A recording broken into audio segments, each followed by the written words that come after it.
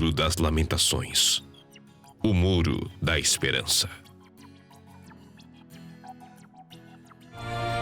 Viagem na Bíblia, com Clério Cropp.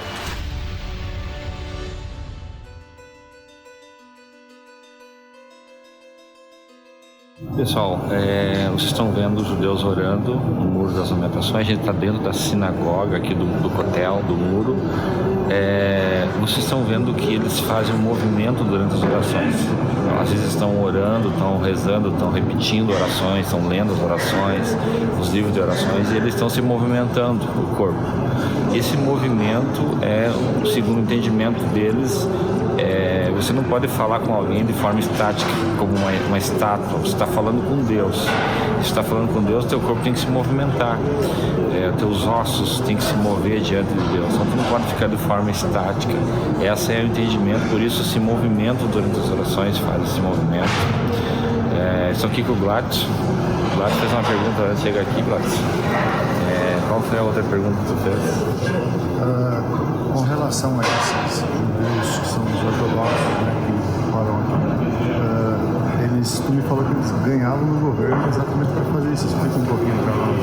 Isso, então, esses judeus que estão... Existem vários tipos de judeus, mas o que nós estamos vendo aqui, a maioria são judeus ortodoxos e ultra-ortodoxos.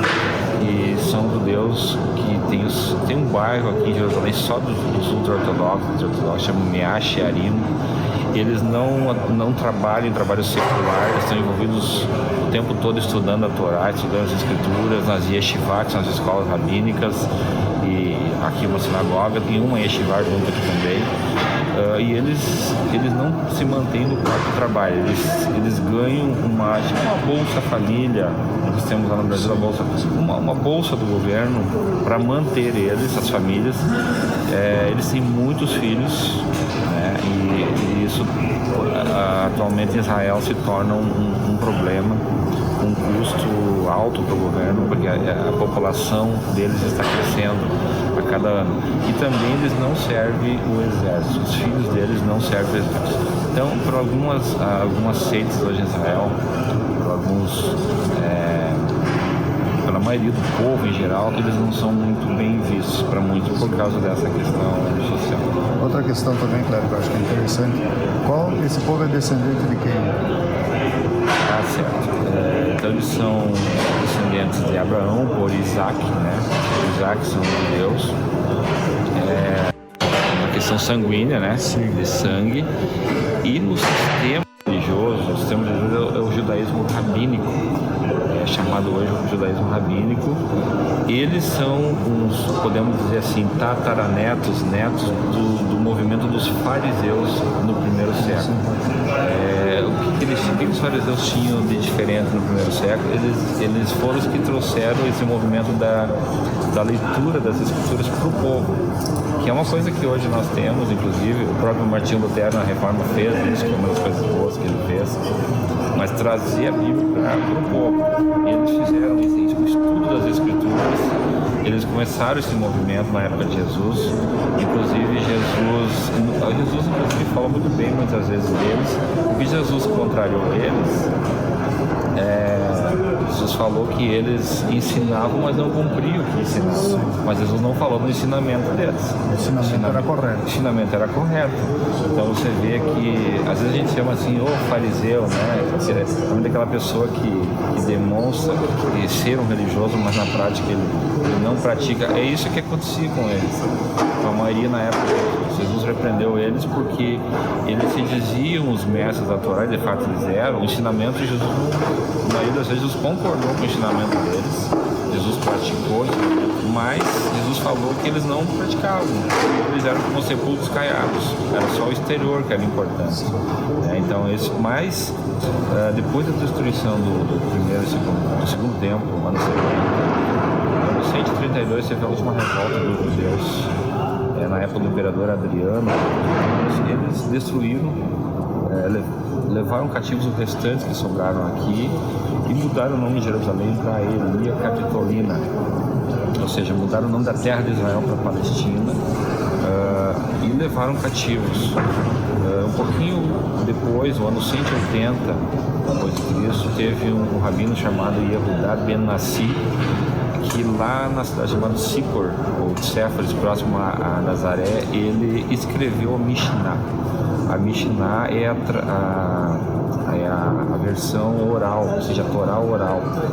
Nós temos a Torá escrita, são o que nós chamamos hoje de Pentateuco. E a Torá oral é as tradições que eles tinham não estavam escritas. Então, no ano 180 da Era Comum, depois de Cristo, eles escrevem. Mais tarde se escreveu, então, o Talmud, Guemará e outros livros. Hoje nós conhecemos o Talmud de Jerusalém, o Talmud babilônico. Foi escrito nessa época, são as tradições orais, a Torá oral, que foi escrita e chegou até hoje nesse movimento do judaísmo rabínico, que atualmente existe aqui em Jerusalém. Legal. E outra coisa impressionante aqui de ver também, né, e eu acho que até um modelo para nós seguir os fariseus nesse sentido, é a reverência que eles têm. Eles entram aqui reverente, alguns ficam caminhando assim, fazendo suas petições, né? E alguns pegam aqui os livros. Tu tem como falar para nós esses livros aqui, o que compõe, o que é... Vlad, nós estamos aqui, se o Bruno puder mostrar para nós temos alguns livros, são livros de orações, livros de estudos, tá? Do outro lado aqui, Bruno, mostra o outro lado, nós temos, já falei, vamos voltar a frisar, respondendo a pergunta do Vlad, nós temos a Aron Kodesh. Aqui está, Vlad, o rolo da Torá. Mas o que é a Torá? As pessoas não sabem o que é a Torá. Nós temos a Bíblia. Nossa Bíblia tem o Antigo e o Novo Testamento, conhecido Antigo e Novo. O Antigo é chamado também de Bíblia hebraica. Por que Bíblia hebraica? Porque é a Bíblia dos judeus. Até hoje, eles não aceitam o Novo Testamento, porque eles não aceitaram o Messias, Jesus como Messias, então eles não aceitam, consequentemente, os escritos do Novo Testamento, a não ser os judeus messiânicos, vamos falar depois. E aqui, então, nós vemos que eles seguem a Bíblia hebraica, e a Bíblia hebraica ela tem 3 divisões. A primeira dela é a Torá, que são os 5 primeiros livros: Gênesis, Êxodo, Levítico, Números, Deuteronômio. Chamamos de Pentateuco, só que Pentateuco não traduz a ideia correta. Torá é o ensinamento. Para o judeu é a parte mais importante. Esses 5 livros que foi dado a Moisés. É como se fosse a revelação, a primeira revelação de Deus que Deus deu a Moisés. É a parte mais importante. É como se fosse a pedra fundamental de um prédio. É a base, a estrutura do prédio. Depois vem a segunda parte mais importante, que são os profetas. Os Nevim. Torá, que é a lei, que é o profeta aqui, só o segundo aos Nevim, os profetas. Josué é considerado profeta para nós, são livros históricos, eles é profeta. Josué, Juízes, 1 e 2 Samuel, 1 e 2 Reis, também vem os outros profetas desconhecidos, Isaías, Jeremias, os 12 profetas menores, todos são profetas. Nevim é a segunda parte mais importante. E por último vem os escritos é Salmos, Jó, Esther, 1º e 2º Crônicas, são os escritos. A terceira parte que fecha então as escrituras. Lembra que Jesus falou disso quando ele estava no caminho de Emaús com aqueles 2 discípulos? Ele falou assim: convinha que Demis se cumprisse tudo que estava escrito na lei de Moisés, na Torá, nos profetas, que é a segunda parte, e nos salmos, que os salmos são os escritos. Então essa é a parte que fecha então as escrituras da Bíblia hebraica, que também é chamado de Tanakh. Tanakh é um acrônimo de Tá, vem de Torá, Na vem de Nevim, profetas, e o K no final vem de Ketuvim. Tanakh, Ketuvim é escritos. Você observa aqui também que tem uns bem fervorosos, né? Eles realmente oram com fervor, né?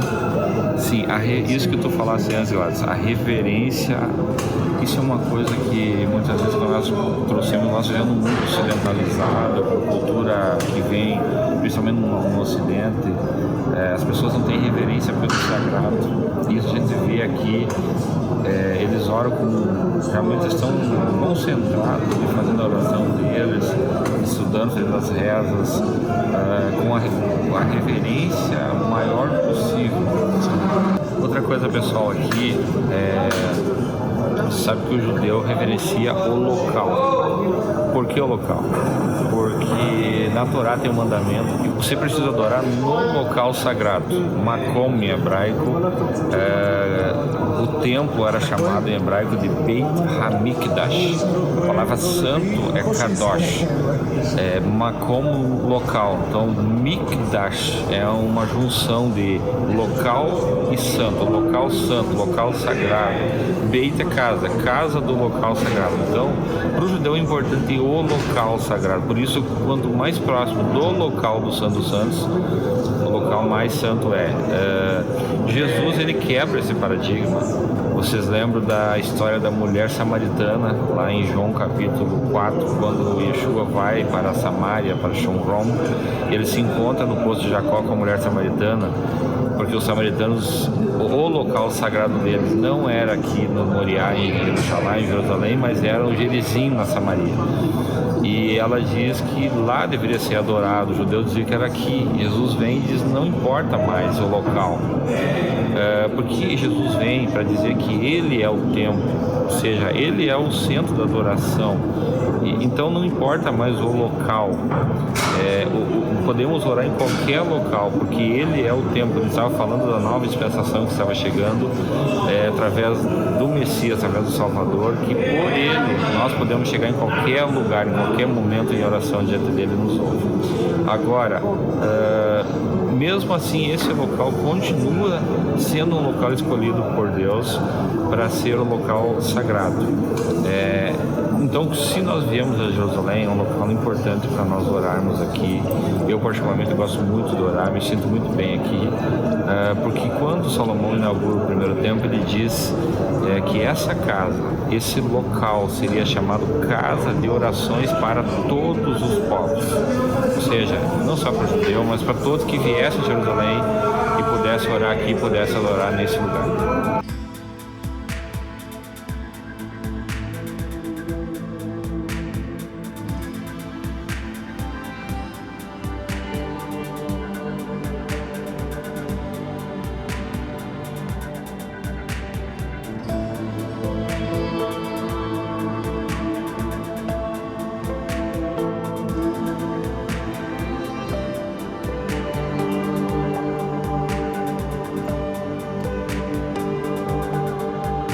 Encerramos aqui a nossa jornada bíblica de hoje e convidamos você a embarcar conosco no próximo capítulo, Viagem na Bíblia.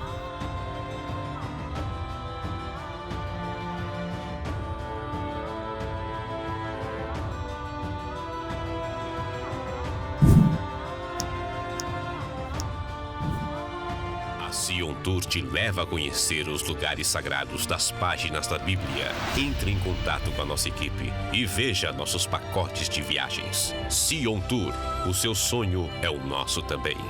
siontour.com.br